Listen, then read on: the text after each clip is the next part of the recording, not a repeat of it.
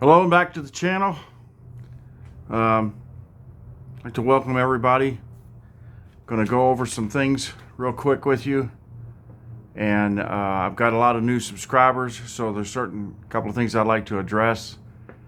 And first thing I'd like to talk about is the matter of parts. I get this question a lot, especially with new subscribers, is where do we get the parts for the car? And so what I'd like to do is tell you exactly the vendors that I use, and what I'll do is I'll put the link to them, to their websites, in the description below, and then you can check them out when you need to.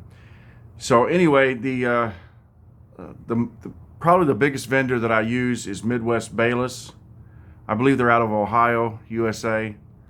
They have quite an extensive number of parts that you can get.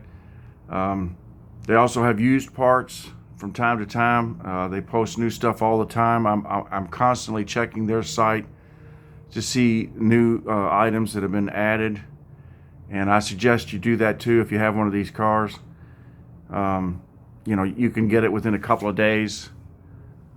Really never had any real problem with them. I've been able to return things when it wasn't quite right. I remember maybe previous video, you remember we got the brake pads, and they were actually for the 124. They sent those by mistake, and they sent me the new ones out right off, no problem at all. Anyway, so I highly recommend Midwest Bayless. I'll put that link. Now, sometimes I have called them and looked for a part, and because I think they do get older cars in that they junk out and so forth, and part them out and things like that.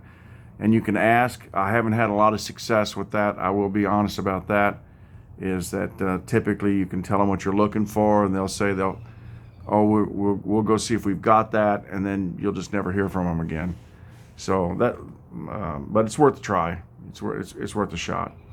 The other outfit that I use is Mr. Fiat, and if you guys have a Fiat or an 850, you probably know exactly who I'm talking about. They're typically more expensive than Midwest Bayless, but they do have some things that Midwest Bayless doesn't have, and so they're definitely worth. And their service is good. Never had a problem with them. It's just typically they're higher, but they do have a good extensive collection of parts. So highly recommend them, to be honest, as well. There's a company I think it's out of California. It's called Obert, Obert, but I think their site goes under Fiat Plus or something like that. But they have quite a bit of parts as well, and a lot of used parts, but a lot of stuff that would be hard to find. So I have ordered from them, never had a problem.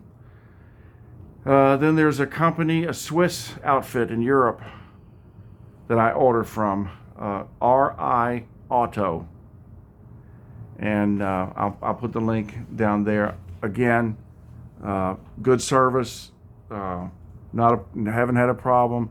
The only thing I'll say is the shipping, obviously, from overseas, if you can find it here, and you might compare prices, and yeah, it's higher here, but by the time you add shipping, you're better off to just order it from here. But I have found things with them that I haven't been able to find with the others. So I recommend that you check them out too as well. And they also get in new stuff all the time.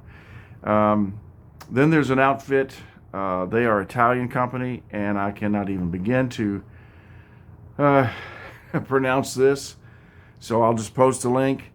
But El Sorpasso, I think is how you say it. Something or another, Ricambia. Let's see, I believe I have their card up here somewhere. Let's see if I got that. If you can, yeah. And so anyway, I'll put that link to them as well, and I have ordered from them. And they're reliable. I didn't have any. The only one I ever had a problem with, a real serious problem, was that outfit in Germany, and I don't know the name of that company now, but they sell interior reproductions. So your seat covers and door panels and things like that. And you might remember I ordered door panels. They're out of Germany, and I ordered door panels, and they basically just stole my money. They jerked me around for about a year, emailing back and forth that they were, oh, they're being made right now, or oh, they're in my office, they're just waiting, oh, there's been a mix-up at the factory. And after about a year, I was just sick of it. And finally the guy emails me back and tells me that they're sitting right here. They're ready to go out the door with the delivery. Is there anything else that you'd like to order at this time? Like I'm so stupid, I'm going to go, no, I'm like, no, I'll wait till I get my door panels, and then we'll see about ordering anything in the future. And I never got them. The guy's just a liar. I don't know what kind of a outfit they are, but they just stole my $400-something. So be careful of them. I wish I had still had the name of them, but I don't.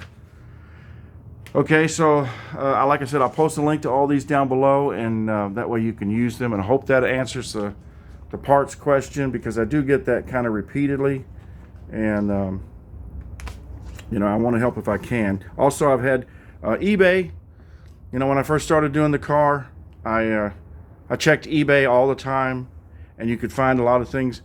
Not so much anymore, to be honest, but it's still worth a shot.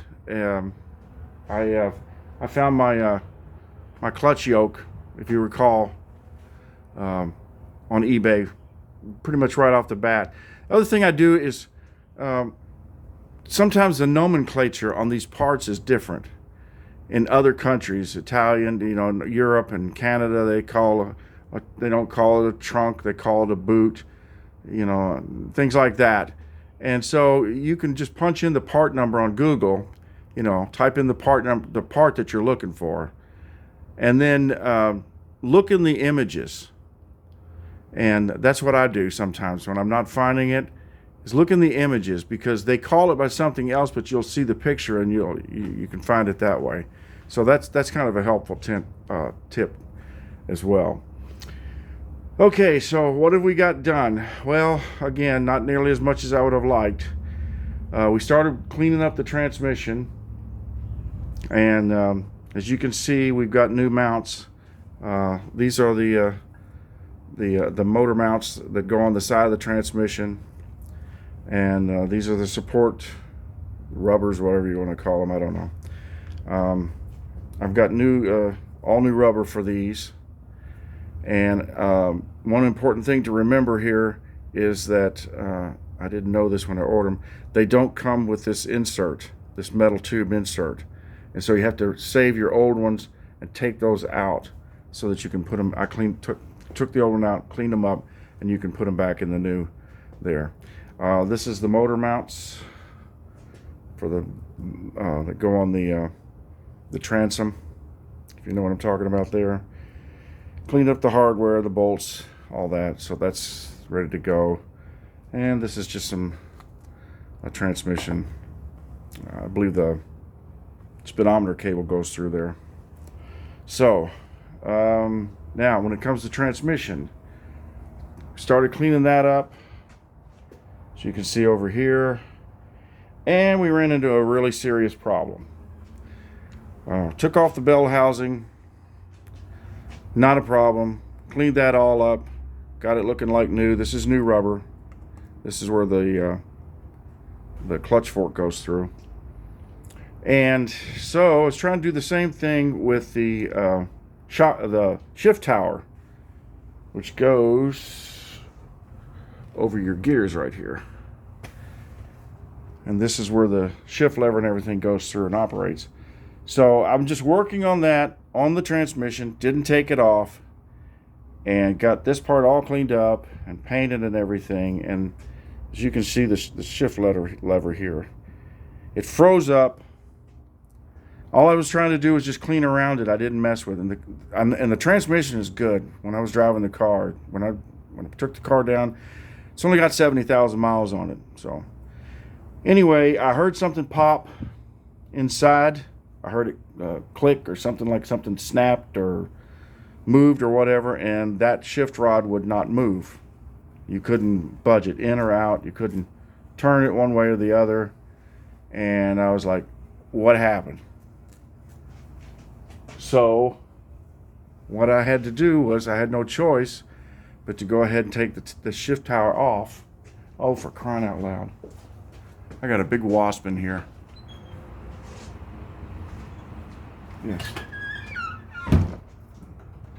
Yeah, they're building a nest on me. I don't know if you can see it. Yeah, we're gonna have to take that down. Anyway, back to what we were talking about. So I had to take no choice but to take that off, and I don't know how to put it back on.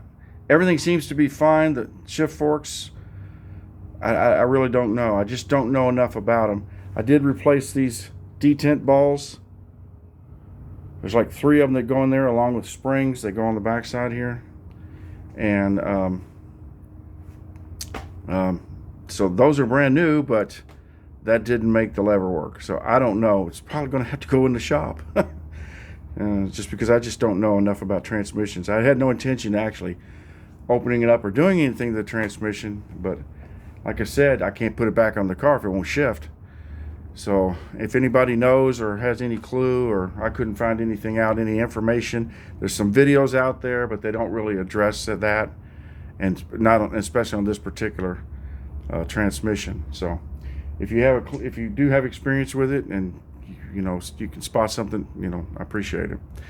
So the other thing we did was we went ahead and started filling our brake system, and I did have some leaks.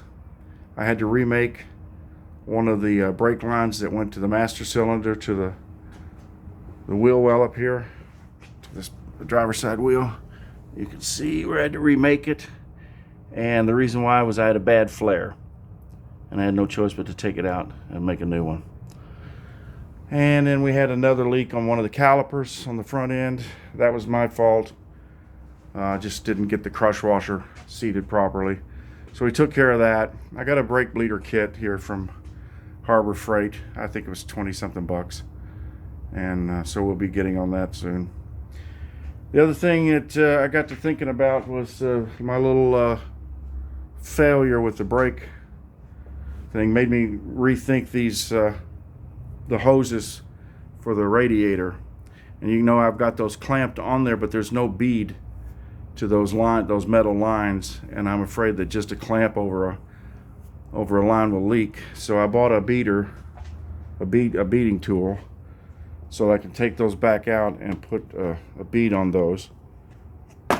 And I don't know what brand that is. I got it on Amazon. I think it was 60 bucks.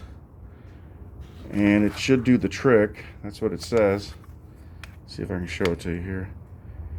And you can just put this part into your vise like that, and then your hose, your tubing goes over the bottom there, and then you tighten that down, and you crank the handle and roll it around, and it'll put the bead in the tube as you tighten it down. So hopefully that'll work. But it is going to involve me having to take those back off. But I'm kind of used to that now, putting things on only to have to take it back off. So live and learn, right? Anyway, I really appreciate you watching. To the new subscribers, thanks a lot. I appreciate it. And I appreciate all the comments, helpful tips. And like I said, everybody, it's like a community, and if I can help in any way, I'm learning as I go. It's one of the reasons why I put these videos up. Is I basically was just starting from scratch and not really knowing what I was doing. So I'm learning from others, and I'm hopeful that I can help anybody else in the same situation. So have a good weekend, and I really appreciate you watching.